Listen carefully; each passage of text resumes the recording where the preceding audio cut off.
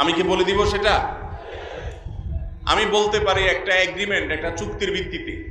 চুক্তি হলো প্রত্যেক বৃহস্পতিবার সন্ধ্যার পর থেকে নিয়ে এই আমলটা করবেন। খুব সহজ আমল, শুধু 2 ঠোঁট ব্যবহার করলেই হবে এবং মুখস্থ, আপনারা সবাই জানেন, নতুন কিচ্ছু না।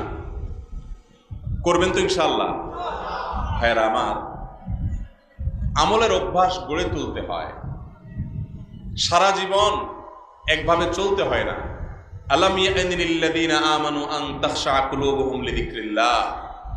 ঈমানদারদের কি এখনো সময় হয় নাই যে আল্লাহর জিকিরে তাদের অন্তরগুলো একটু বিগলিত হবে? আর কত ভাই, কত বৃহস্পতিবার রাত আপনার জীবনে চলে গেছে, আপনি জানেনও না যে এই রাতের একটা গুরুত্বপূর্ণ আমল প্রিয় নবীজি সাল্লাল্লাহু আলাইহি ওয়াসাল্লাম বদলে গেছে।